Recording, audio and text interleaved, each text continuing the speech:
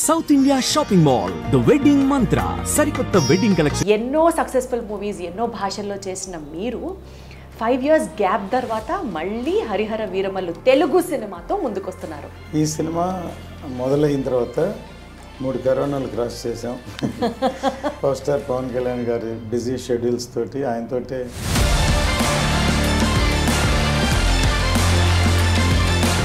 సత్యాగ్రహి నుంచి మళ్ళీ హరిహర వీరమల్లు వరకు కళ్యాణ్ గారితోనే నేను సినిమా చేస్తున్నాను అన్న మీ పట్టుదలని నిజం చేసుకోవడానికి 5 years జర్నీ ఒక ఎగ్జాంపుల్ అన్నారు. అవి ఏమన్నారంటే ఒకవేళ మీరు కలిసి సినిమా చేసి సూపర్ హిట్ అయ్యి ఉంటే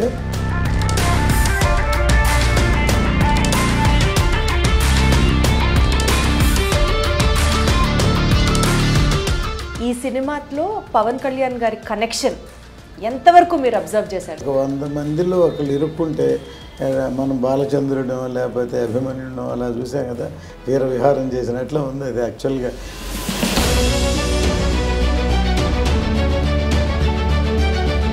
మీకు బాగా toughest challenge being a producer of Harihara Veeramallu సినిమాకి ఏమనిపించింది సార్? ఏ సిచ్యువేషన్ అనిపించింది? 60 days ఒకే ఒక సీక్వెన్స్. సో అందువల్లే దాంట్లో అంత పవర్ ఉంది. అది ఛాలెంజింగ్ సీన్ అంటారా?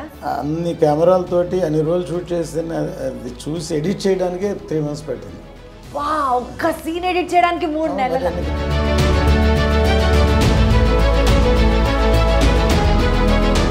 పార్ట్ 2లో ఏముండబోతుంది సార్? దీనికి కంటిన్యూషన్ ఉంటుంది ఖచ్చితంగా.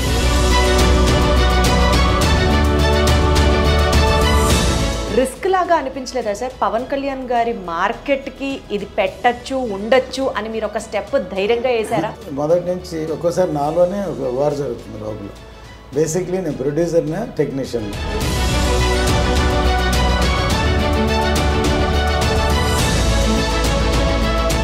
కాస్ట్లీయెస్ట్ సీన్ ఎక్కడ షూట్ చేయడానికి అనిపించింది సార్? ఎంత ఖర్చు అయింది ఆ సీన్ షూట్ చేయడానికి? టెక్నికల్గా దానికే 15-20 crores ఒక సీక్వెన్స్కి ఖర్చు పెట్టాం. ఇప్పుడు ఆ గ్రాఫిక్స్. లెజెండరీ ప్రొడ్యూసర్ ఏఎం రత్నం గారు ఈరోజు నా షోలో గెస్ట్గా ఉన్నారు. ఇన్ఫ్యాక్ట్ ఇంటర్వ్యూ చాలా చాలా చాలా స్పెషల్, ఎందుకంటే పవన్ కళ్యాణ్ ఫ్యాన్స్ అందరూ వెయిట్ చేస్తున్నటువంటి cinema Harihara Veeramallu is all ready for release on June 12th. ఈ నేపథ్యంలో ఈ సినిమా గురించి, ఈ సినిమా విశేషాల గురించి ఆయనతో మాట్లాడదాం. ఏ సినిమా తీసినా సరే స్టార్ హీరోస్ అందరితో సూపర్ డూపర్ సక్సెస్ సాధించినటువంటి ఏఎం రత్నం గారిని డైరెక్ట్గా హరిహర వీరమల్లు సినిమా హైలైట్స్ గురించి అడిగి తెలుసుకునే ప్రయత్నం చేద్దాం. రత్నం గారు నమస్తే. నమస్తే. ఎలా ఉన్నారు సార్? బాగుంది సార్, మీ బ్యానర్ నుంచి శ్రీ సూర్య మూవీస్, ఈ బ్యానర్ నుంచి సినిమా వస్తోంది అని అంటే ప్రేక్షకులకి 100% ఒక కాన్ఫిడెన్స్, సినిమా సూపర్ హిట్ ఉండబోతుంది అన్నట్టు. ఎన్నో సక్సెస్ఫుల్ మూవీస్ ఎన్నో భాషల్లో చేసిన మీరు 5 years గ్యాప్ తర్వాత మళ్ళీ హరిహర వీరమల్లు తెలుగు సినిమాతో ముందుకొస్తున్నారు. అసలు ఈ గ్యాప్ వెనకాల ఉన్న రీజన్స్ కానీ, మీ మధ్యలో ఈ ఫేజ్లో అప్ అండ్ డౌన్ కానీ చెప్పండి సార్. అంటే ఈ సినిమా షూటింగ్ మొదలయ్యాక 5 years అయింది. మధ్యలో కూడా అంతకుముందు ఒక 5 years గ్యాప్ ఉండింది. ఆ 5 yearsలో నేను తమిళ సినిమాలు చేశాను. అందులో 3 సినిమాలు అజిత్తో బ్లాక్ బస్టర్ హిట్స్. అవును, చేశాను. తర్వాత మన విజయ్ సేతుపతితో కరుపు అని ఒక సినిమా చేశాను. ప్యారలల్గా తెలుగులో ఆక్సిజన్ అని మా అబ్బాయి డైరెక్షన్లో సినిమా చేశాను. ఒక 5 years అంతకుముందు గ్యాప్ ఉంది. అందువల్ల తెలుగులో బాగా లాంగ్ గ్యాప్ అనిపించింది. కానీ ఈ సినిమా మొదలైన తర్వాత 3 కరోనాలు క్రాస్ చేసాం. ఒక ఎలక్షన్ క్రాస్ చేసాం, ప్లస్ బిగ్ ఫిలిం. అంటే ఒకేసారి ఒక షెడ్యూల్లో 2 షెడ్యూల్లో 3 షెడ్యూల్లో చేసే సినిమా కాదు ఇది. ఎందుకంటే ఇది పీరియడ్ ఫిలిం, 17th century బ్యాక్డ్రాప్లో చేసే సినిమా. ఎన్నో సెట్స్ ఉంటాయి, అక్కడ నేటివిటీ చేయాలి. చిన్న షార్ట్ తీయాలన్నా ఇప్పుడు ఈజీగా వెళ్ళి రేపే షూటింగ్ చేసేటువంటి సినిమా కాదు. దానికి బ్యాక్గ్రౌండ్స్ ఉంటే స్పాన్ ఉంటుంది, సీజీ వర్క్ ఉంటుంది, గ్రాఫిక్స్ చాలా ఎక్కువ ఉన్నాయి సినిమాలో. గ్రాఫిక్స్ అంటే గ్రాఫిక్స్గా తెలిసేది 1-2 సీక్వెన్స్ ఉన్నా మిగతాది గ్రాండియర్ కోసరం, తర్వాత ఆ పీరియడ్కి తీసుకెళ్ళడం కోసరం గ్రాఫిక్స్ చేయాల్సి వచ్చింది. అందువల్ల plus power star Pawan Kalyan గారి బిజీ షెడ్యూల్స్ తోటి ఆయనతోటే ట్రావెల్ చేస్తూ ఈ సినిమా తీసాం. ఫైనల్గా ఫినిష్ అయ్యి జూన్ 12th థియేటర్కి వస్తున్నాం. బేసికల్గా సార్ మీరు ఒక పర్ఫెక్షనిస్ట్, ఆయన వేరే లెవెల్ పర్ఫెక్షనిస్ట్. దాంతోపాటు ఆయన డెప్యూటీ చీఫ్ మినిస్టర్గా బాధ్యత తీసుకున్నప్పటి నుంచి ఈ సినిమాకి సంబంధించి అంటే కావాలని కొన్ని చేయరు, కానీ డిలే అవుతూ వస్తుంది because of all the busy schedules. అది మీ మీద ఏమైనా ఇంపాక్ట్ ఉందా సార్? అంటే సినిమా ఇంకెప్పుడు రిలీజ్ అవుతుంది? It is a big project. ఇది న్యాచురల్గా డిలే అయ్యే కొంది అందరికీ తెలిసింది ఏంటంటే ఇంట్రెస్ట్లు అవన్నీ ఉంటాయి. కానీ దాంతోపాటు నేను ఎప్పుడు మనీ మైండ్గా సినిమా చేయను. చేస్తే ఆయనకు నాకున్న సాన్నిధ్యంతో ఏదో ఒక రీమేక్ సినిమా చేసేసి త్వరగా అయిపోతుంది, మనం ఇప్పటికి 2-3 సినిమాలు చేయొచ్చు. కానీ చేసే సినిమా మంచి సినిమా చేయాలి ఒకటి. తర్వాత ఆయన చాలా సినిమాలు చేసి ఈ సినిమాతో పాటు ఆయనకి మంచి పేరు రావాలి, నాకు పేరు రావాలి. ఒకసారి ఇప్పుడు మారుతుంది, ట్రెండ్ కూడా మారుతుంది ఇండస్ట్రీలో. సో దానికి తగ్గట్టు స్పాన్ ఉండే సినిమా అయితే పెద్ద సినిమా, పాన్ ఇండియా సబ్జెక్ట్ అని మేము ఓపెనింగ్లోనే అనౌన్స్ చేసాం. ఎందుకు చేసామంటే నేను ఖుషీ టైంలో హిందీలో డబ్ చేద్దామని కళ్యాణ్ గారు కూడా అడిగితే, అప్పుడు అది only love story social cinema కాబట్టి అది అప్పుడు అంత థియేటర్స్కి రారు, అందుకని అందుకు వద్దాను. ఈ సినిమా ఎవరిని అడగకుండా మొదటి రోజే పూజ రోజే నేను పాన్ ఇండియాని అనౌన్స్ చేశాను. ఎందుకంటే ఈ సబ్జెక్ట్ అలాంటిది. ఈ సబ్జెక్టు సౌత్ కంటే నార్త్కి ఎక్కువ కనెక్ట్ అవుతుంది నా నమ్మకం కాదు, కనెక్ట్ అవుతుంది కూడా. అటువంటి సబ్జెక్ట్ అందువల్ల దీన్ని పాన్ ఇండియా అని అనౌన్స్ చేస్తాం. దాంతో ఎక్కువ రెస్పాన్సిబిలిటీ ఎక్కువైపోయింది. ఫస్ట్ లుక్ మేము ఇవ్వగానే ఆయన గెటప్ చూశారు కదా, కళ్యాణ్ గారు ఫస్ట్ టైం ఈ గెటప్లో ఉంటున్నారు. ఎంతమంది ఆయన సోషల్ సినిమాలు చేశారు. రెస్పాన్సిబిలిటీ ఎక్కువైంది. ఎలా ఉంటుందో బాగా రావాలి, మళ్ళీ లేకపోతే ఉన్న పేరు పోతుంది కదా, కష్టపడి సంపాదించిన నా పేరు ఆయన పేరు అందరి పేరు స్పాయిల్ చేయడం ఇష్టం లేక పర్ఫెక్షన్కు ఇంత టైం అయింది. బేసికల్గా సార్ మీరు చాలా పర్టిక్యులర్గా ఉన్నారట కదా, కళ్యాణ్ గారితో సినిమా చెయ్యాలి, చేస్తే ఆయనతోనే చెయ్యాలి అని. ఎందుకంటే ఖుషీ సూపర్ హిట్, బంగారం అయిపోయిన తర్వాత సత్యాగ్రహి నుంచి మళ్ళీ హరిహర వీరమల్లు వరకు కళ్యాణ్ గారితోనే నేను సినిమా చేస్తున్నాను అన్న మీ పట్టుదలని నిజం చేసుకోవడానికి 5 years జర్నీ ఒక ఎగ్జాంపుల్ అంటే ఇప్పుడు సత్యాగ్రహి అని ఆయన డైరెక్షన్లో ఏఆర్ రెహమాన్ గారి మ్యూజిక్తో పిసి శ్రీరామ్ కెమెరా అని పెద్ద పూజ చేసి ఆయనే టైటిల్ చెప్పి అనౌన్స్ చేస్తాం. తర్వాత అది జరగల. ఎందుకు జరగలేదంటే ఆయనే డైరెక్టర్, ఆయనే కథ కూర్చోవాలి, కథ చేయాలి. దానికి ముందు జానీ డైరెక్ట్ చేశారు. సో అందువల్ల మేబీ జానీ అందరికి తెలిసింది అన్న కూడా, కానీ సక్సెస్ అవ్వలేదు కాబట్టి ఆయన వద్దనుకున్నారని నాకు తెలియలే.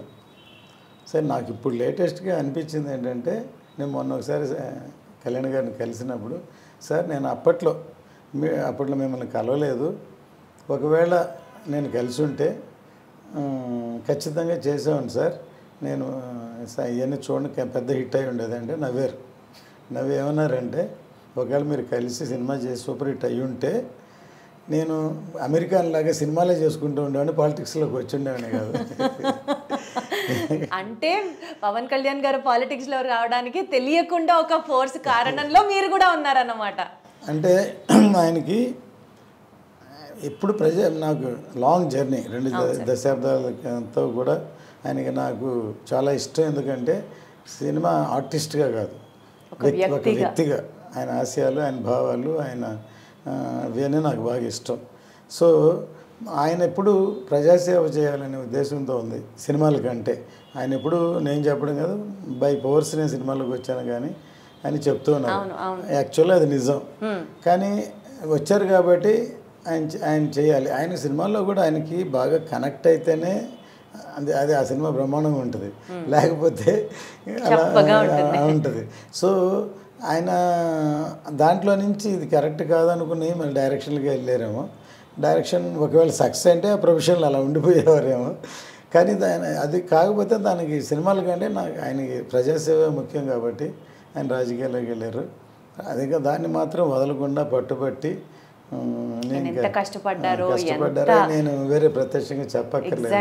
కానీ ఫైనల్గా అచీవ్ చేశారు. కానీ ఒక విధంగా ఏమంటారంటే, ఎప్పుడు మేము power star Pawan Kalyan power star నరుస్తుంటారు కదా, మేము పవర్ స్టార్ నా సినిమాలో టైటిల్ వేయొద్దు అని అనేవాళ్ళు. సరే, ఎందుకంటే పవర్ వస్తే కూడా ఆయన పవర్ని మనం పవర్ స్టార్ అని అనిపించుకోవడం ఆయనకి పెద్ద ఇష్టం లేదనమాట. మనం ప్రూవ్ చేయాలి, ప్రజాసేవ చేయాలి తప్ప పవర్ స్టార్ అని కాదని. ఆయనకు అలా చెప్పుకుంటూ పోతే ఎన్ని లేవు సార్. పవర్ స్టార్ అన్నది ఆయనకి ఇష్టం లేకపోవచ్చు, కానీ ఇప్పుడు ప్రత్యేకంగా ఎలక్షన్స్ టైంలో పిఠాపురం ఎమ్మెల్యే గారి తాలూకా అన్నది ఎంత ట్రెండ్ అయింది సార్. ఇప్పుడు హరిహర వీరమల్లు గారి తాలూకా అని చెప్పాలి. ఇంకా పవర్ స్టార్ అన్నది ఆయన ఎలివేట్ చేయవద్దు అని అంటే. సార్ బేసికల్గా ఈ సినిమా ఇందాక మీరు అన్నట్లు ఆయన గనక ఫిక్స్ అయితే, కనెక్ట్ అయితే వేరే లెవెల్ ఉంటుంది అన్నది. ఈ సినిమాలో పవన్ కళ్యాణ్ గారి కనెక్షన్ ఎంతవరకు మీరు అబ్జర్వ్ చేశారు? నిన్న ఒక సాంగ్ రిలీజ్ అయింది, చూసి ఉంటారు. దాంట్లో కొన్ని చిన్న క్లిప్స్ ఉన్నాయి. దాన్ని చూసి ఉంటే ఆయన ఎంత కనెక్ట్ అయ్యారు, విజృంభించి అలా చేశారు, అది దాన్ని బట్టి అర్థమవుతుంది. అంటే మీ అసెస్మెంట్ సార్, మీరు ఇంకా క్లోజ్గా ట్రావెల్ చేశారు, మీరు ఇంకా దగ్గరగా చూస్తారు కాబట్టి. అదే చెప్తున్నాను, అది అసలు ఒక సినిమాటిక్ ఫైట్లా లేదు. అంటే రియల్గా ప్రాణం పెట్టి చేసినట్లే కాదు. ఒక 100 మందిలో ఒకళ్ళు ఇరుక్కుంటే మనం బాలచంద్రుడో లేకపోతే అభిమన్యుడో అలా చూసాం కదా, వీర విహారం చేసినట్లు ఉంది అది యాక్చువల్గా. అంటే ఒక రియల్గా ఒక అట్లాంటి ఒక 100 మంది అటాక్ మధ్యలో ఇరుక్కుంటే దాన్ని ఎలాగ ప్రాణాన్ని తెగించి పోరాడతాడు, అలాగ రియల్గా ఉందన్నమాట సీక్వెన్స్. అందువల్లే అంత ఇంపాక్ట్ ఉంది సాంగ్. దానికి తగ్గట్టు లిరిక్స్, దానికి తగ్గట్టు కైరవాణి గారి మ్యూజిక్ అసలు ఎంత ఫాస్ట్గా ఉందో నేను చూసారు, ట్రెండింగ్గా ఉంది అసలు సార్. పవన్ కళ్యాణ్ గారిది ఒక బజ్ రావాలి కానీ అది ట్రెండింగ్ అయిపోతుంది అంతే. అంత క్రేజ్ ఆయనకి, అంత ఫాలోయింగ్ ఆయనకి. బేసికల్గా సార్ యాజ్ అ ప్రొడ్యూసర్ ఈ ప్రాజెక్ట్ విషయంలో డ్యూరేషన్ కావచ్చు, ఇన్ని ఇయర్స్ ట్రావెల్ చేయడం కావచ్చు, అప్స్ అండ్ డౌన్స్ కావచ్చు, మీకు బాగా toughest challenge being a producer of Harihara Veeramallu సినిమాకి ఏమనిపించింది సార్? ఏ సిచ్యువేషన్ అనిపించింది? నాకు ఇది లాంగ్ జర్నీ అందరికీ తెలిసిందే. ఎందుకంటే మధ్యలో కరోనా వచ్చినప్పుడు అందరం అసలు ఇక్కడ లేవు, కనెక్షనే లేదు ఎక్కడ. మళ్ళీ సెకండ్ కరోనా అప్పుడు కళ్యాణ్ గారు కూడా కరోనా వచ్చింది, ఆయన బాగా ఫేస్ చేశారు.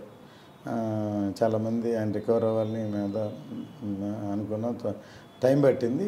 రికవర్ అయిన తర్వాత అప్పుడు భీమ్లా నాయక్, హరిహర వీరమల్లు 2 ప్యారలల్గా చేస్తున్నారు.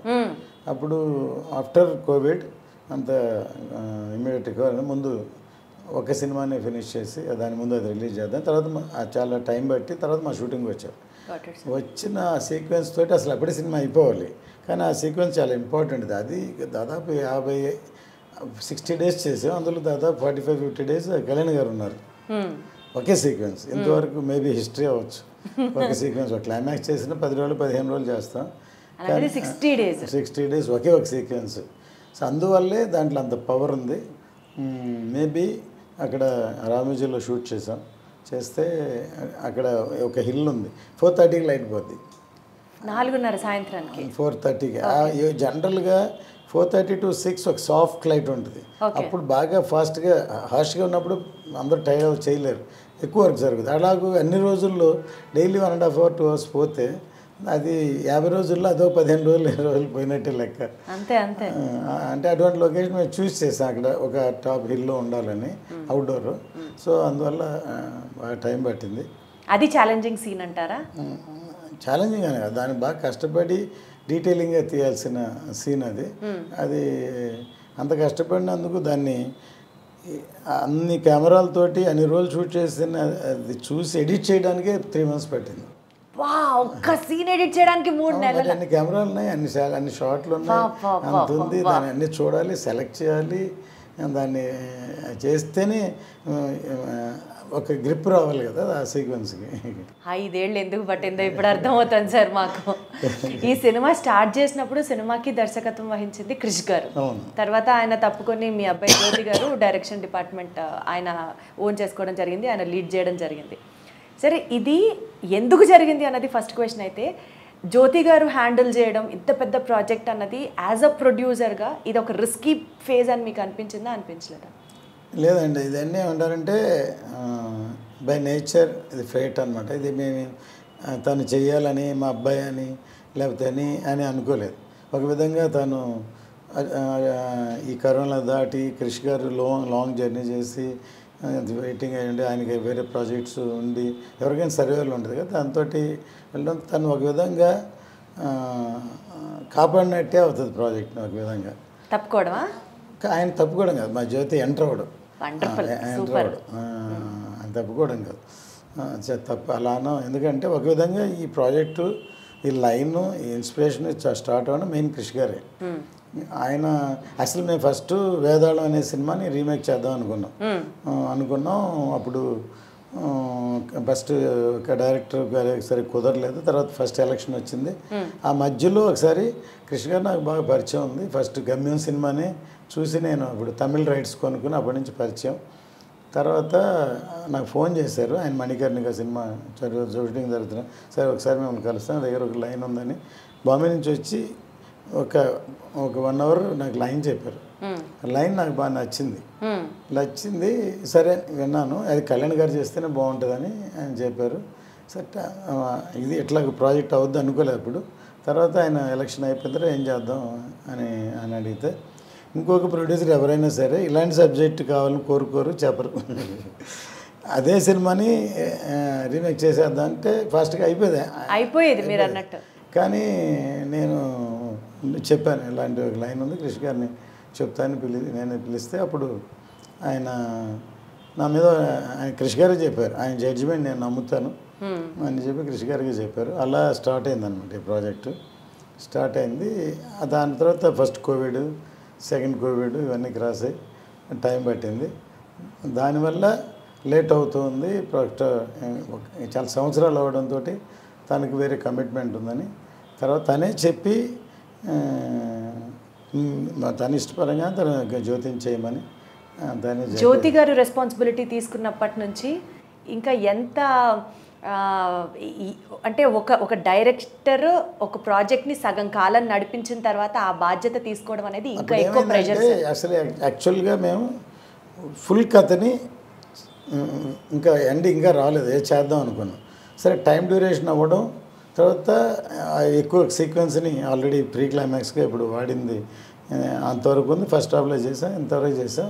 నేను పార్ట్ 1 చేద్దామని జ్యోతి ఎంటర్ అయిన తర్వాత అనుకున్న తర్వాత పార్ట్ 1 చేద్దాం అనుకొని దాన్ని అంత ఫుల్ఫిల్ చేయాలి, తర్వాత అంత స్ట్రాంగ్గా చెప్పాలి, దాన్ని చేయాలి. సీక్వెన్స్ షూట్ చేసాం. తను ఎంటర్ అయిన తర్వాత తను బేసిక్లీ రైటర్. తను చదువుకునేటప్పుడే +2 చదువుతున్నప్పుడే స్నేహం కోసం స్క్రిప్ట్ ఇచ్చాడు తనకి. అప్పుడు ఆ స్క్రిప్టే చూస్తే ఒక ఫ్రెండ్షిప్ గురించి సబ్జెక్ట్ స్నేహం కోసం, అది ఒక ఎల్డర్లీ పీపుల్, మెచ్యూర్డ్ పీపుల్ రాసేది. నేను ఆ కథ ఫస్ట్ నాకు చెప్పలేదు, తను అసలు అప్పుడే మేబీ అక్కడి నుంచి స్టార్ట్ అయింది. మేము ఒక డిస్కషన్లో ఉంటే కేఎస్ రవికుమార్ గారు డైరెక్టర్, దానికి డిస్కషన్లో ఉంటే నేను ఎందుకు మా అబ్బాయి కూడా ఇప్పుడెప్పుడు స్కూల్లో చదువుతున్నాడు, ఏదో ప్లే రాసి అందరు చేస్తూ మేమని పిలవండి డిస్కషన్ పిలిస్తే డిస్కషన్ ఇది మేము చేసేది తనకి నచ్చలేదు. 1 డేలో ఆ కథ అనుకొని డైరెక్టర్ నెక్స్ట్ వస్తే మేము లేము డైరెక్టర్కి చెప్పాడు. ఆయన ఆశ్చర్యపోయి సరే మీ డాడీకి చెప్పావా అన్నారు. చెప్పలేదు సార్ అని చెప్పాడు. సరే నేను రాగానే నాకు చెప్పారు, మీ అబ్బాయి ఒక కథ చెప్పాడు, నాకు నచ్చింది, మీరు కూడా ఒకసారి వినండి అని. పొద్దున్నే 5 గంటలకు లేపేశాడు నన్ను. డాడీ అప్పుడు చాలా యంగ్ అనమాట, ఈ కథ వినండి అని అంటే నేను షాక్ అయిపోయాను ఫస్ట్. ఎందుకంటే ఒక చిన్న కుర్రాడు +2 చదువుతున్నాడు, లవ్ స్టోరీ లేకపోతే యూత్ స్టోరీ చెప్తారు, కానీ అంత మెచ్యూర్డ్గా థాట్ నీకు ఎలా వచ్చింది ఐడియా అని అడిగాను. తను చెప్పిన ఎగ్జాంపుల్ ఇంకా షాక్ అయిపోయాను. ఒక తెనాలి రామకృష్ణ, కృష్ణదేవరాయ ఇద్దరు ఫ్రెండ్స్ డాడీ, వాళ్ళిద్దరిని విడగొట్టడానికి ఒక స్త్రీని ప్రవేశించారు. అది షాక్ అయిపోయాను. సరే ఓకే, దానికి ఒక ఫ్లాష్ బ్యాక్ క్రియేట్ చేసి ఇది ఎలా చేశాను. ఇన్స్పిరేషన్ నాకు డైరెక్టర్ శంకర్ గారు, ఆయన కథని దాచి జెంటిల్మెన్లో మొత్తం కథ చెప్పి తర్వాత ఫ్లాష్ బ్యాక్ ఏంటని చెప్పారు. అది చెప్పాను, షాక్ అయిపోయి నవ్వి నేను డైరెక్టర్తో నచ్చిందని చెప్పాను. ఫస్ట్ దాంట్లో మెయిన్ శరత్ కుమార్, శివాజీ గణేషన్ గారు అని డిసైడ్ అయ్యి ఆయనకి అడ్వాన్స్ కూడా ఇచ్చాం. ఆ తర్వాత అది జరగలేదు, ప్రాజెక్టే డ్రాప్ చేద్దాం అనుకున్నా. తర్వాత కేసీఆర్ కుమార్, విజయ్ కుమార్తో చేద్దామని అలాగే మొదలై టైంలో చేసాను. ఇది ఎంత ఎందుకు చెప్తున్నా అంటే తను ఇంతవరకు చేసిన అవకాశాలు 1-2 లవ్ స్టోరీలు చేశారు. ఇంత పెద్ద హీరోతోటి ఇటువంటి మెచ్యూర్డ్ సబ్జెక్టు తనకి దొరకడం ఒక అవకాశం, లేకపోతే దాన్ని ప్రూవ్ చేసుకోపోతున్నాడు అని చెప్పచ్చు, పోతున్నాడు అని చెప్పచ్చు. ప్లస్ ఇది కథ ఒక పరంగా ఒక పైగా అయితే టెక్నాలజీ ఏంటంటే మా బ్యానరే ఇవాళ CG గ్రాఫిక్స్ అనేది ఇండియన్ స్క్రీన్లో తీసుకొచ్చిందే మేము భారతీయుడు అప్పుడు హాంకాంగ్లో చేసాం. అప్పుడు వెంకీ అని ఒక ఆయన కోఆర్డినేటర్ శంకర్ గారు, ఆయన ద్వారా ఆయనతో చేసాం.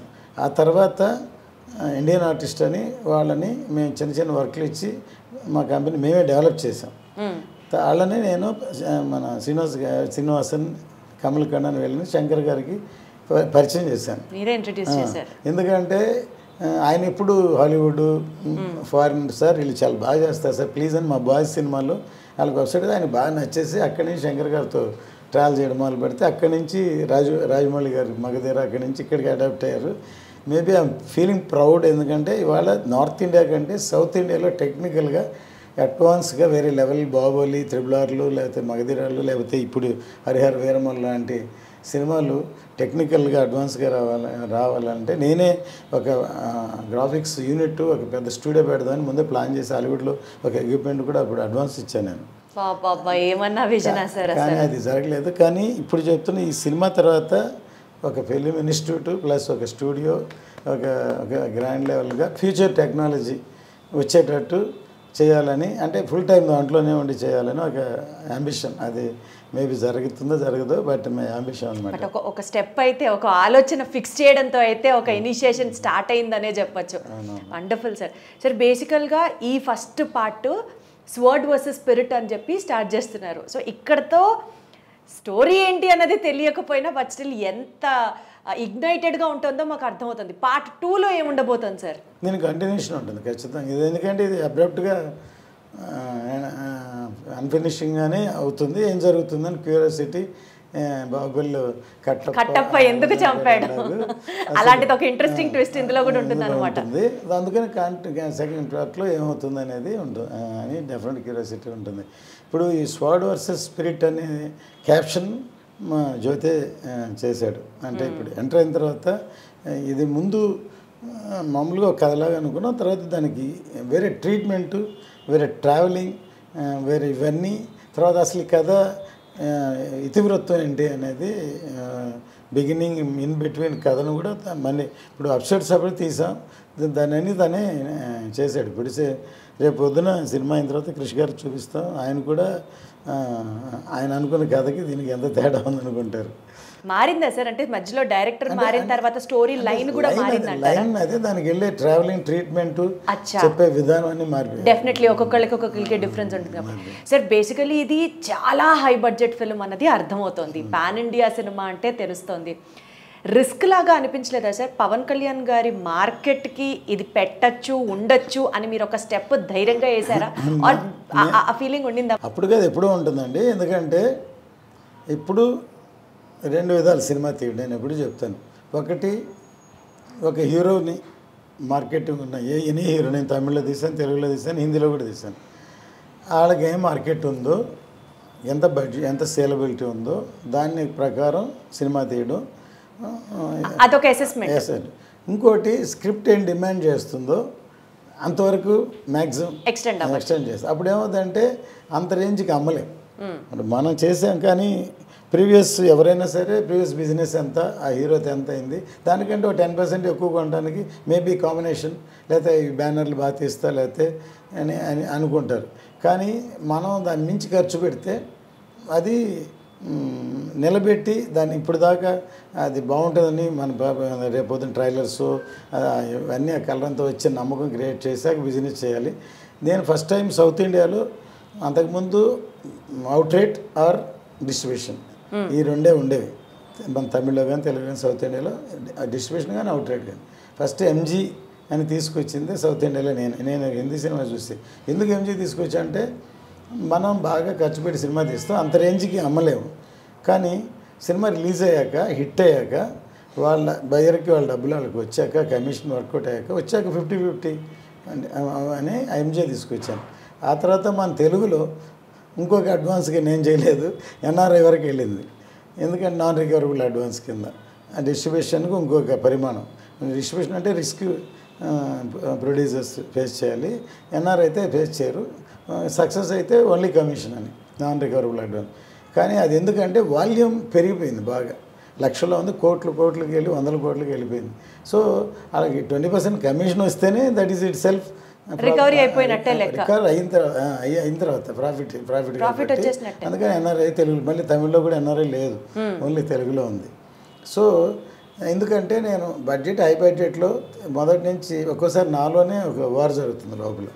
బేసిక్లీ నేను ప్రొడ్యూసర్నా టెక్నీషియన్, ఫైనల్గా టెక్నీషియన్ని ప్రొడ్యూసర్ని డామినేట్ చేస్తున్నాను. ఎందుకంటే ఒక సీక్వెన్స్ చేస్తున్నా, దీనికి ఇంత బడ్జెట్ ఎంతైనా ఉంటుంది, ఎంతైనా బట్టి ఇంతే అనుకొని చేయాలి, కానీ బాగా రావాలని దాన్ని మించి ఇంకొంచెం పెడితే బాగుండు అని అనిపిస్తుంది. కొంచెం పెడుతుంది, బాగా రావాలి. ఇప్పుడు ప్రస్తుతం ఇక్కడ కానీ తమిళనాడులో మా బావమరిది ఉన్నారు, రఘురామన్, తన ప్రొడక్షన్ చూస్తాడు. ఇక్కడే మా బ్రదర్ దయాకరన్ తను చూస్తాడు. వాళ్ళేమో మనకేం పని లేదు, ఎందుకని నువ్వు అట్లా పెంచుకుంటూ పోతే లాస్ట్కి ఎక్కడికి వెళ్తా అని అంటూనే ఉంటారు. తర్వాత లాంగ్ ప్రొడక్షన్ అవ్వడం వల్ల మనం ఖర్చు పెట్టిన దానికంటే బేసిక్ ఇంట్రెస్ట్లు ఇవన్నీ ఏ ప్రాజెక్ట్కైనా అన్ని క్యాలిక్యులేట్ చేయాలి. కానీ నేను అవన్నీ చూస్తే భయం వేస్తుంది, ఇలాంటి సినిమాలు తీలేమన్నమాట. చేసుకుంటే వెళ్తాం, తర్వాత చూద్దాం అనే పద్ధతి ఉంది. సో ఎక్కడ అసలు కాంప్రమైజ్ లేకుండా సినిమా తీశారు, ప్రతిదీ ఒక ఆర్ట్ లెవెల్లో ప్రజెంట్ చేశారన్నది అర్థమవుతుంది. ఈ సినిమాలో కాస్ట్లీయెస్ట్ సీన్ ఎక్కడ షూట్ చేయడానికి అనిపించింది సార్? ఎంత ఖర్చు అయింది ఆ సీన్ షూట్ చేయడానికి? ఏది కాస్ట్లీయెస్ట్ సీన్? ఇప్పుడు ఇవన్నీ అయిపోయిన తర్వాత ఇప్పుడు ఆల్మోస్ట్ క్లైమాక్సే ఇప్పుడు మీరు తీసింది. కానీ మేము జ్యోతి ఎంటర్ అయిన తర్వాత ఇంకో కొసమెరుపులాగా ఇంకోటి పెడదాం అనుకున్నారు. అది టెక్నికల్గా అడ్వాన్స్గా ఉంటుంది. సరే అది లేకపోయినా సినిమా అయిపోయింది. యాక్చువల్గా సినిమా అది లేకపోయినా సూపర్ హిట్ అవుతుంది. కానీ అని ఇంకో లెవెల్కి ఉండాలని దాని ఒక్కదానికే ఇప్పుడు ఒక సీక్వెన్స్కి అంతకుముందు 50-60 రోజులు చేసింది ఒక ఎత్తు అయితే, ఇది టెక్నికల్గా దానికే 15-20 crores ఒక సీక్వెన్స్కి ఖర్చు పెట్టాను. ఇప్పుడు ఆ గ్రాఫిక్స్ ఇరాన్లో జరుగుతుంది, హాట్గా వస్తుంది అనమాట. ఒక సీన్కి ఒక సీక్వెన్స్ కోసం 20 crores, మోర్ దాన్ 20 crores. సరే, అసలు ఆ సినిమా మీద ఎక్స్పెక్టేషన్స్ ఆడియన్స్కి మీరు ఒక్కొక్క పాయింట్ చెప్తుంటే ఇంకా వేరే లెవెల్ వెళ్ళిపోతున్నాయి సార్. బేసికల్గా మీరు సాయిబాబా భక్తులు, ఆఫీస్లో చెన్నైలో సగం మీ ఆఫీస్ని టెంపుల్ కట్టించి ఇచ్చేశారు అని కూడా విన్నాం. ఈ సినిమా రిలీజ్కి సంబంధించి బాబాని ఏమైనా ప్రత్యేకంగా అనుకున్నారు సార్? ప్రే చేస్తున్నారా? నేనేంటంటే మన క్యారెక్టర్ అంటే నేను డివోషనల్ పర్సన్. మోర్ దెన్ 45 yearsగా నేను శబరిమల వెళ్తున్నాను. నేను ఇది కావాలి అది కావాలి కోరను. ఇప్పుడు అంతే కదా, మనం చేసుకుంటే వెళ్తాం. గాడ్ నమ్ముతాం కంటే వాళ్ళకి తెలుసు ఏం జరగాలి, ఏం చేస్తారు. God will bless us. ఇది కావాలి సార్, నాకు ఇది కావాలి, నా సినిమా హిట్ అవ్వాలి, నాదే ఆడాలి, ఇదే అవ్వాలి అని ఎప్పుడు అనుకోను. దేవుడిని చూసినప్పుడు అసలు కోరుకోవాలి అనిపించదు. ఆయన మూర్తిని సరిగ్గా చూస్తా అని అనిపిస్తుంది అనమాట. సో బేసికల్గా అంత బాధ్యత ఆయన మీద వేసేసారు, ఆయనే చూసుకుంటారు సార్. ఈ సినిమా గురించి ఇప్పటివరకు హైలైట్స్ మాట్లాడాం, బట్ ఆడియన్స్లో ఇంకాస్త ఇంక్విజిటివ్నెస్ ఉన్న ఇంకొక ప్రాజెక్ట్ మీ బ్యానర్ నుంచి 7G బృందావన్ కాలనీ Part 2 కూడా వస్తుంది అని రిలీజ్. అది కూడా చాలా స్పెక్యులేటివ్గా నడుస్తుంది, ఎప్పుడెప్పుడు ఏంటి అన్నది. దాని గురించి మోర్ దెన్ 50%, 60% అయిపోయింది. ఇప్పుడు ఇది ఫినిష్ అవ్వగానే, రిలీజ్ అవ్వగానే దాన్ని స్టార్ట్ చేస్తాం. బై అక్టోబర్, నవంబర్, డిసెంబర్ లోపు ఇయర్ ఎండింగ్లో రిలీజ్ చేస్తాం. డెఫినెట్గా సినిమా 7G Part 1 ఎలా ఉండిందో బృందావన్ కాలనీ దానికి తగ్గకుండా డెఫినెట్గా పెద్ద హిట్ అవుతుంది అనుకుంటున్నాం. లేదా కల్ట్ మూవీ. ఇప్పటికీ నేను చేసిన సినిమాల్లో చాలా సినిమాలు ఈ మధ్యన ట్రావెల్ చేస్తుంటే one of the Brindavan colony, భారతీయుడు మెసేజ్ ఓరియంటెడ్ ఫిలిం. తర్వాత నేను డైరెక్ట్ చేసిన పెద్దరికం. చాలామంది అప్పట్లో ఉన్న జనరేషన్ వాళ్ళు మెచ్యూర్డ్ పీపుల్ సార్, ఒక ఫ్యామిలీస్ ఏం చెప్పారు సార్, ఏం చేయలేదు సార్, ముసలాయన యాక్ట్ చేశాడు సార్ అని భానుమతి గారు చేశారు అని అడుగుతుంటారు. సో అట్లాంటి తర్వాత ఎంటర్టైన్మెంట్ అయినా ఖుషి, భారతీయుడు, కొన్ని ల్యాండ్ మార్క్స్. ఒకటేంటి అన్ని హిట్లే, కానీ బృందావన్ కాలనీలో సాంగ్స్ కూడా hit. Songs and dialogues, songs అన్నీ నేనే రాశాను. అదే సార్, ఇందాక మీరు అన్నారు జ్యోతి గారు మంచి రైటర్ అని. ఎక్కడి నుంచి వచ్చిందంటే ఆబ్వియస్లీ అది మీ దగ్గర నుంచే వచ్చి ఉంటుంది. మీలో ఉన్న ఆ లిరిసిస్ట్ స్కిల్స్ అన్నీ కూడా. నా నెక్స్ట్ క్వశ్చన్ అడగబోతున్నాను మిమ్మల్ని, ఈ సినిమాలో కూడా హరిహర వీరమలలో ఏమైనా పాటలు రాశారా? ఇంతవరకు రాయలేదు, ఇంకా లాస్ట్ ఏదో మిక్స్ అయ్యేందుకు బ్యాక్గ్రౌండ్లో ఉంది, మేబీ రాస్తానని తెలియదు, కానీ ఇంతవరకు అంటే రాస్తారనమాట, తెలియదు ఇదన్నమాట. Wonderful sir, super. Looking forward ఈ సినిమా రిలీజ్ కోసం. పవన్ కళ్యాణ్ గారి ఫ్యాన్స్ అందరూ, వీరాభిమానులందరూ ఆయనని ఎలా చూపించారా ఈ సినిమాలో, ఏముండబోతుందా అన్న ఒక ఎంతూసియాజంతో, ఒక ఎక్సైట్మెంట్తో వీఆర్ ఆల్ లుకింగ్ ఫార్వర్డ్. ఈ సినిమా సూపర్ సక్సెస్ అవ్వాలని మనస్ఫూర్తిగా కోరుకుంటున్నాం సార్. బిజినెస్ ఇప్పటివరకు ఎట్లా జరిగింది సార్? బిజినెస్ ఇక్కడి నుంచే స్టార్ట్ చేస్తాను. ఇప్పటి నుంచే స్టార్ట్ చేయాలనుకుంటున్నారా? ఎందుకంటే డెఫినెట్గా ఇది అభిమానులకి ఒక పండగలా ఉంటుంది అనుకుంటున్నాను నేను. రిలీజ్ రోజు థియేటర్స్ దగ్గర పండగ వాతావరణం డెఫినెట్గా ఉంటుంది. అట్లాగే ఏదైనా కొంచెం లీక్ చేయండి సార్, పవన్ కళ్యాణ్ గారిని ఆ హైలైట్స్ ఆయన్ని చూపించిన విధానంలో ఫ్యాన్స్కి కొంచెం. పిక్చర్ స్టార్ట్ అయిన దగ్గర నుంచి ఒక 2-3 సీక్వెన్స్ వాళ్ళకి 2-3 చోట్ల డెఫినెట్ క్లాప్స్ కొడతారు. ఆయన ఇంట్రడక్షన్ కానీ ఒక చైల్డ్ ఎపిసోడ్ కానీ అన్నిటికీ క్లాప్స్ కొడతారు. తర్వాత ఈవెన్ ప్రీ క్లైమాక్స్ కానీ అవన్నీ అన్నిటికీ డెఫినెట్గా వాళ్ళకి ఒక ఆనందాన్ని కలిగించే లెవెల్లో సినిమా ఉంటుంది డెఫినెట్గా. All the very best sir, more power to you. Cinema block buster అయిపోయింది అని ఎక్స్పెక్ట్ చేస్తున్నామేమో, అదే ఎక్స్పెక్టేషన్లో ఉన్నాం. And wish you all the very best sir. Thank you so much. అంటే కష్టే ఫలి అంటారు కదా, మనం ఎంత కష్టపడితే అంత ఫలితం ఉంటుంది. సో అది ఈ సినిమా విషయంలో అది గ్యారంటీగా ఫలిస్తుంది అనుకుంటున్నాను. తథాస్తు జరగాలని కోరుకుంటూ thank you so much sir. నమస్తే. Thank you.